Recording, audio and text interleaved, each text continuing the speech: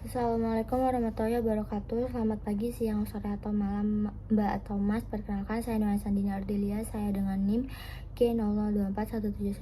Saya dari kelompok A10 dengan Aslat Mas Dilon. Di sini saya ingin membuat video praktikum mengenai praktikum anatomi blok 2.3, yang yaitu soalnya adalah seorang pria berusia 65 tahun bernama Tuan A dibawa ke instalasi gawat darurat oleh keluarganya karena mengalami kelemahan mendadak pada lengan dan tungkai kanan sejak 2 jam yang lalu. Selain itu, keluarga pasien melaporkan bahwa pasien berbicara dengan terbata-bata, sulit menyusun kata-kata, dan tampak bingung ketika diajak berbicara. Tidak ada riwayat trauma kepala pada sebelumnya. Terus pada pemeriksaan fisik itu didapatkan hemipressi sisi kanan, terutama lengan lebih berat dibandingkan tungkai. Terus refleks sisi kanan meningkat dan terdapat Babinski sign positif di sisi kanan. Terus hilangnya sensasi nyeri dan suhu pada sisi kanan tubuh termasuk wajah kanan. Saat diminta menjulurkan lidah pasien menyimpang ke arah kiri. Pasien tampak kesulitan berbicara secara motorik, tetapi memahami instruksi sederhana. Terus riwayat medisnya itu menunjukkan bahwa pasien merupakan perokok aktif, terus memiliki hipertensi dan diabetes mellitus yang tidak terkontrol. Terus pemeriksaan CT scan kepala itu menunjukkan infak iskemik pada lobus frontalis dan parietalis kiri, terutama di area korteks motorik dan sensorik primer. Terdapat pula iskemia parsial pada pons kiri. Yang pertama adalah jelaskan struktur pembentuk sirkulus Willis mulai dari bagian anterior hingga posterior. Sebutkan juga fungsinya dalam menjaga perfusi cerebral saat terjadi sumbatan salah satu arteri besar. Jadi ada struktur pembentuk sirkulus Willis dari anterior sampai posterior. Itu yang pertama ada dari anterior itu ada arteri cerebri anterior atau anterior cerebral artery atau disingkat dengan ACA, yaitu berasal dari cabang terminal dari arteri karotis interna. Terus jalurnya itu dia bergerak ke arah medial melalui visceral longitudinalis dan naik di permukaan medial hemisfer cerebri. Dia itu juga menghubungkan antara arteri karotis interna ke bagian media otak, dan ACA kiri dan kanan itu dihubungkan oleh arteri communicans anterior. Terus fungsinya itu untuk menyuplai bagian medial lobus frontal dan parietal serta gyrus cinguli, terus mengatur kontrol motorik tungkai bawah. Terus juga ada arteri communicans anterior, itu berasal dari asalnya itu anastomosis alami antara ACA kiri dan kanan. Terus letaknya itu di bawah anterior circulus Willis, tepat di atas chiasma opticum, menghubungkan arteri cerebri anterior dengan arteri yang kiri dan arteri cerebri anterior yang kanan. Terus fungsinya itu menjaga jalur komunikasi penting antara kedua sisi sirkulasi anterior, lokasi aneurisma otak yang paling sering. Terus ada arteri karotis interna, itu asalnya itu yaitu dari cabang dari arteri karotis communis. Jalurnya tuh masuk ke dalam rongga kranium melalui kanalis karotikus, melintasi sinus cavernosus dan bercabang menjadi arteri cerebri anterior, terus medial cerebri anterior, terus serta arteri communicans posterior. Terus dia itu juga menghubungkan antara sistem sirkulasi dari jantung ke arteri cerebrum anterior dan PCOA. Terus fungsinya tuh sebagai sumber utama aliran darah otak bagian anterior, terus menyuplai lobus frontal, parietal lateral, basal ganglia, dan kapsula interna. Terus ada juga arteri communicans posterior, yaitu cabang asalnya adalah cabang dari arteri karotis interna, letaknya itu berjalan ke posterolateral dari ICA ke PCA. Terus menghubungkan arteri karotis interna ke arteri cerebri posterior. Fungsinya itu menjadi penghubung antara sirkulasi anterior, karotis, dan posterior vertebra basilar.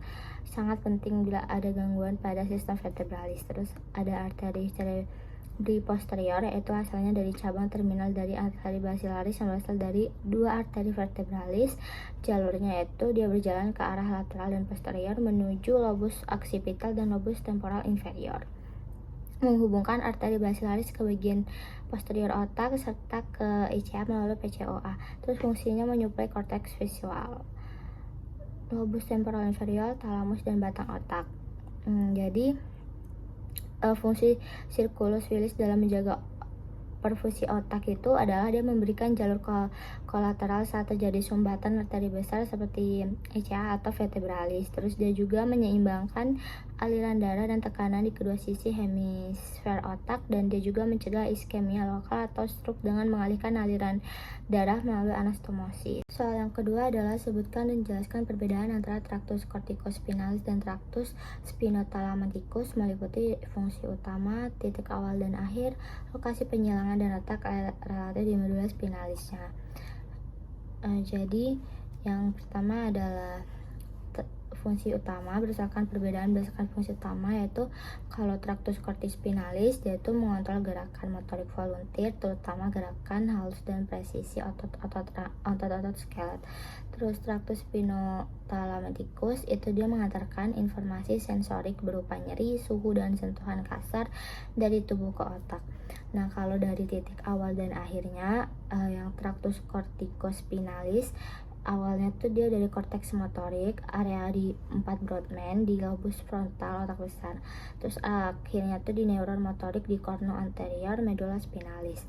Kalau traktus spinothalamikus awalnya tuh dari neurosensorik primer di ganglion dorsalis, berakhirnya di korteks somatosensorik area 3, 1 atau 2 Brodmann melalui thalamus atau nukleus ventral posterolateral. Terus berdasarkan lokasi penyilangan atau desosatio, traktus corticospinalis ini terjadi di desosatio pyramidium di medula oblongata. Terus kalau traktus spinothalamikus itu terjadi di segmen spinal. Terus beberapa segmen itu setelah masuk ke medula spinalis, segmen yang sama atau beberapa segmen lebih atas. Terus kalau letak di medula spinalisnya, traktus corticospinalis itu letaknya di kolumna lateralis dan kolumna anterior. Kalau traktus spinothalamikus itu letaknya di kolumna anterolateralis dari medula spinalis. Soal yang ketiga adalah sebutkan pembagian trunkus cerebri dan minimal 2 strukturnya penting dari mesencephalon, pons, dan juga medula oblongata. Nah, jadi di trunkus cerebri ini kan ada ini di sini ada pada gambar itu ada mesencephalon, pons, dan juga medula oblongata. Nah, jadi yang kita bahas utama adalah mesencephalon. Nah, mesencephalon ini yang bentuknya kayak Mickey Mouse. Dia tuh yang pertama ada pedunculus cerebrinya. Di pedunculus cerebri ini ada crus cerebri, terus ada tegmentum mesencepali juga, terus di mesencephalon juga ada tectum mesencepali, fossa interpedicularis, substantia nigra, dan juga aqueductus mesencepali. Jadi substantia nigra itu dia tuh akan membentuk pedunculus cerebri menjadi crus cerebri pada pars anterior dan tegmentum tuh pada pars posterior. Terus yang kita bahas adalah crus cerebri. Crus cerebri ini mengandung serabodescendent fibrae corticopontines, terus fibrae periotopontines, fibrae corticobulbulares medial dan lateral, dan fibrae corticonuclearis dan fibrae corticospinalis. Nah, jadi dibagi menjadi 1/5 lateral, itu ada fibrae tempora pontines, fibrae pariepontines, fibrae cortobulbulares lateral. Terus 3/5 mediolateralnya itu ada fibrae corticospinalis atau traktus piramidalis. Terus 1/5 medialnya dia itu ada fibrae corticopontines, fibrae corticobulbularis medial. Nah, ada juga tegmentum mesencepali nih. Jadi itu adalah struktur yang jelas pada tegmentum adalah nukleus Rubert. Rubert tuh yang berarti dia tuh merah. Jadi kalau potongan ini pada preparat dia tuh akan berwarna merah muda karena kandungan ferum yang tinggi. Terus ada substansia nigra. Substansia nigra ini dia tuh berwarna hitam karena dia tuh mengandung pigmen melanin. Terus juga substansia nigra ini merupakan komponen penting pada sistem motorik ekstrapiramidal dan memiliki hubungan dengan ganglia basalis. Terdiri atas pars compacta dan pars reticularis. Pars compacta ini pada bagian neuron berpigmen neuromelanin. Pigmen ini hasil sampingan pembuatan dopamin. Dopamin tuh dia tuh berfungsi pada lintasan dopaminergic nigrostrial. Terus pars reticularis itu terletak di bawah ventral pars compacta. Dia tuh tidak berpigmen. Terus fossa interpendicularis yaitu dataran di antara pendiculus cerebri ditembus fossa darah arteris centralis, terus posteromedialis, sehingga akan membentuk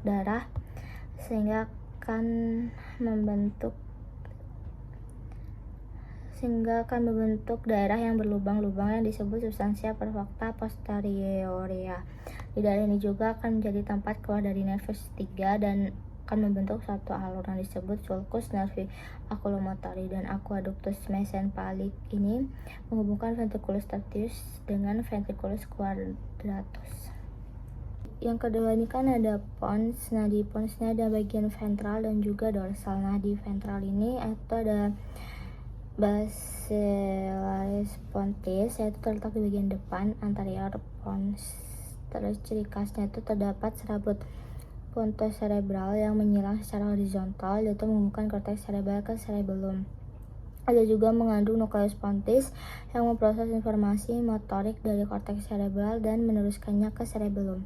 Terus dilalui oleh traktus corticospinal, jalur utama yang membawa perintah motorik dari otak ke medulla spinalis. Sebagian dorsal itu ada tegmentum pontis, yaitu terletak di belakang atau posterior pons dekat dengan ventrikel keempat. Ciri khasnya itu dia mengandung nukleus saraf cranialis, yaitu seperti nervus trigeminus 5, nervus abducens 6, nervus facial 7, dan nervus vestibulocochlearis atau nervus 8. Juga terdapat formasi reticularis yang penting dalam pengaturan kesadaran, tidur, dan aktivitas refleks. Dalam medulla oblongata itu ada aspek eksterna dan juga aspek interna. Nah, aspek eksterna atau superficialis itu ada bagian ventral dan juga dorsal.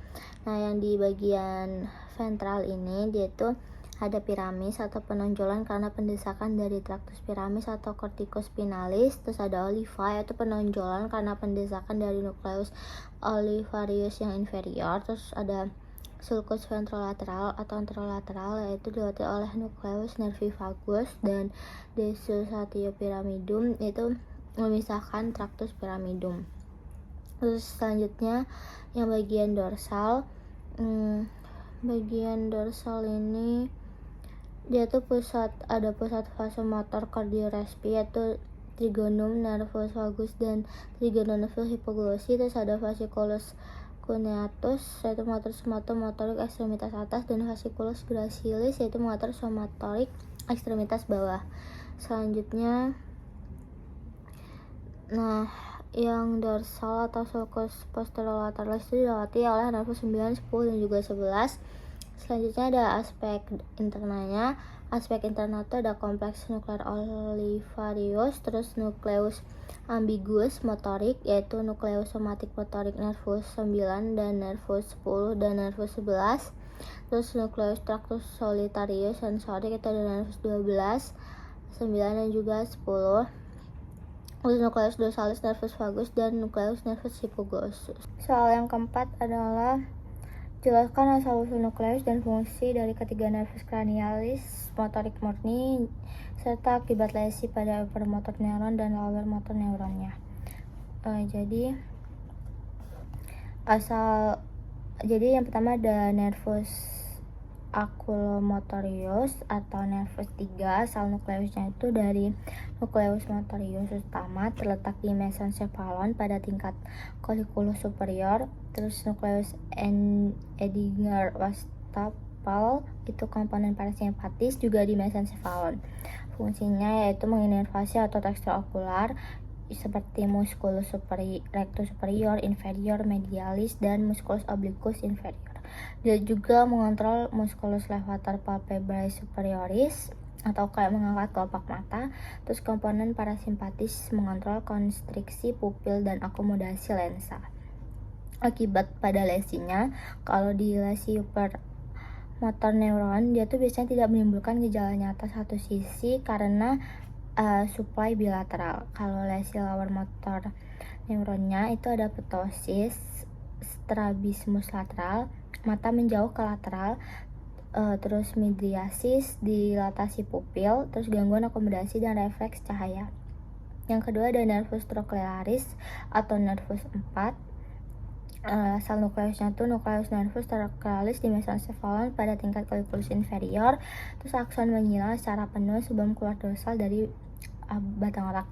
Terus fungsinya itu dia menginervasi musculus obliquus superior yang berfungsi menundukkan dan memutar bola mata ke dalam atau intorsion. Akibat lesinya, kalau lesi upper motor neuron dia tuh jarang terlihat jelas karena ada kontrol bilateral. Terus lesi lower motor neuronnya diplopia atau kelihatan ganda terutama saat melihat bawah. Terus kepala dimiringkan ke sisi sehat untuk kompensasi. Terus nervus abducens nervus 6, asal nukleusnya tuh dari nukleus nervus abducens di pons dekat garis tengah dan dasar ventrikel keempat. Terus fungsinya menginervasi musculus rectus lateralis yang menggerakkan mata ke lateral atau abduksi. Terus akibat lesinya, lesi upper motor neuron itu dia gejala samar atau tidak ada karena interkoneksi bilateral. Terus lesi lower motor neuron, mata tidak bisa bergerak ke lateral pada sisi yang terkena, menyebabkan strabismum media dan diplopia horizontal. Soal yang kelima adalah jelaskan lokasi dan fungsi dari area Brodmann, area 4, area 1, 2, 3, terus area 44 dan 45, dan juga area 22. Jadi yang dimulai dari area 4 dulu, dia tuh lokasinya ada di gyrus praecentralis atau bagian posterior lobus frontal. Fungsinya merupakan area motorik primer yang mengontrol gerakan otot sadar, khususnya gerakan volunteer tubuh bagian kontralateral melalui jalur corticospinalis. Terus area Brodmann 1, 2, 3 lokasinya itu di gyrus postcentralis bagian anterior lobus parietal. Fungsinya dia itu merupakan area somatosensorik primer yang memproses informasi sensori seperti sentuhan, tekanan, nyeri, suhu, dan propriosepsi dari tubuh sebagian kontralateral. Terus ada area 44 dan juga area 45, yaitu lokasinya di gyrus frontal inferior, khususnya di hemisfer kiri untuk mayoritas orang. Fungsinya itu merupakan bagian dari area Broca yang berperan dalam produksi bahasa, termasuk fungsi motorik, bicara, dan tata bahasa. Selanjutnya ada area 22. Di Brodmann area 22 ini lokasinya itu ada di gyrus temporal superior, dominannya itu di hemisfer kiri. Fungsinya dia itu merupakan bagian dari area Wernicke yang terlibat dalam pemahaman bahasa lisan dan juga tulisan. Soal ke-6 adalah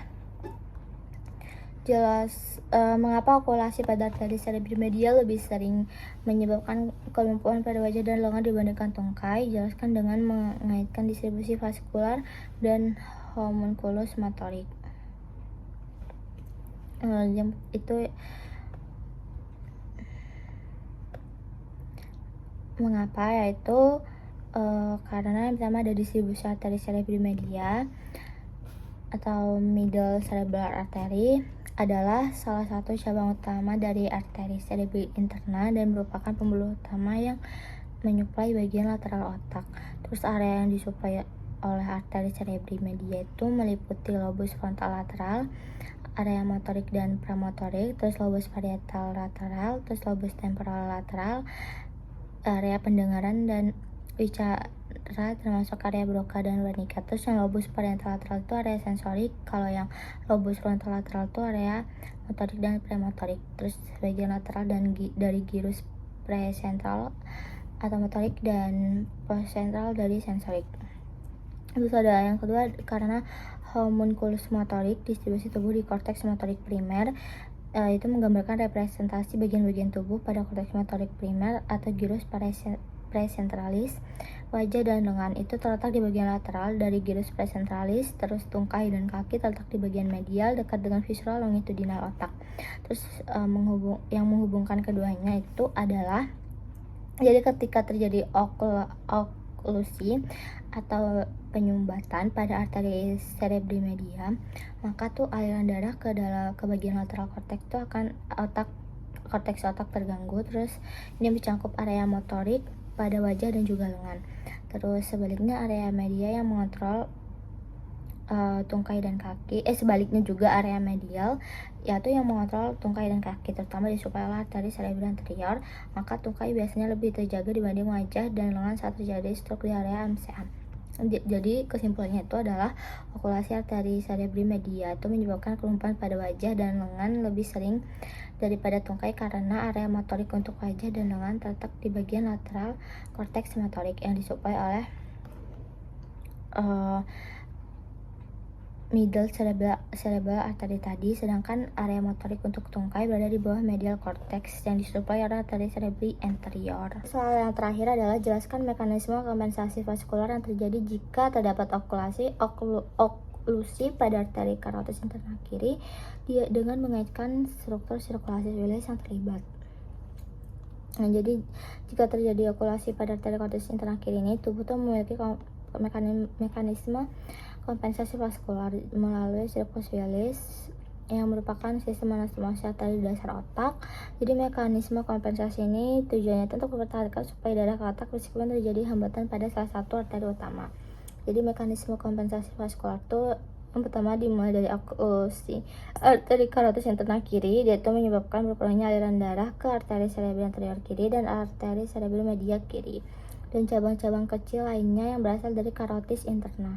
Terus sirkulus Willis ini akan mengalihkan aliran darah dari sisi yang tidak teroklusi melalui komunikasi arteri. Terus struktur sirkulus Willis yang terlibatnya ada arteri komunikans anterior, yaitu dia menghubungkan arteri cerebri anterior kanan dan juga kiri. Jika arteri karotis internal kanan masih paten, maka darah dari sisi kanan dapat mengalir ke sisi kiri dan menyuplai arteri cerebri anterior kiri. Terus arteri komunikans posterior kiri yaitu menghubungkan arteri karotis internal kiri yang teroklusi dengan arteri cerebri posterior kiri yang berasal dari sistem vertebrovascular. Terus jika karotis internal kiri itu terhambat, maka darah arteri basilar bisa mengalir ke arteri melalui komunikasi posterior kiri tadi untuk menyuplai bagian otak yang biasanya mendapatkan darah dari karotis internal kiri.